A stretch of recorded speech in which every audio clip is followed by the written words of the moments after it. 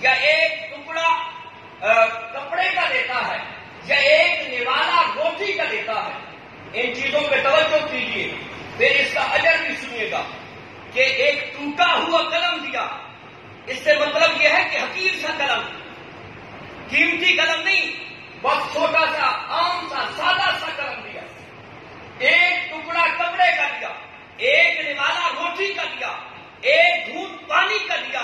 میرے مصطفیٰ نے فرمایا جو بندہ ایک عالم قرآن کو یا طالب علم کو یہ چیزیں دیتا ہے اس کو اجر کتنا ملتا ہے؟ فرمایا اس کو میرا رب 70 مرتبہ تعمیر کعبہ کا ثواب دے دیتا ہے، 70 مرتبہ تعمیر کعبہ کا ثواب دیتا ہے، 70 نبیوں کو کھانا کھلانے کا ثواب دیتا ہے۔ اور نبی کریم علیہ السلام نے فرمایا کہ جو جتنی تعظیم انبیاء کرتا ہے اتنا اس بندے کے نامہ اعمال میں ثواب لکھ دیا جاتا ہے۔ عزیزان محترم، یہ ہے وہ لوگ ہیں، اور حقیقت یہی ہے کہ یہ دنیا انہی یہ جو فقیر ملنگ لوگ جن کو آپ نے حقیر سمجھا ہوا ہے، انہی کی وجہ سے تو یہ دنیا قائم ہے۔ آپ اور مجھے رزق مل رہا ہے، اگر یہ نہ ہو تو ہمارا رزق بھی بند ہو جائے۔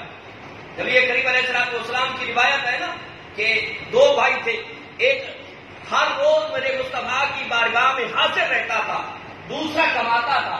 ایک دن ایک دوسرے نے آ کے شکایت کی، حضور میں کماتا ہوں، یہ آپ کی محفل میں بیٹھا رہتا ہے، یہ آپ سے سنتا رہتا ہے، یا رسول اللہ اس سے آپ فرمائیں کہ یہ بھی کمائے۔ میرے مصطفیٰ نے کیا ارشاد فرمایا ہے؟ فرمایا سن، ہو سکتا ہے کہ تجھے رزق بھی اسی کی وجہ سے مل رہا ہو۔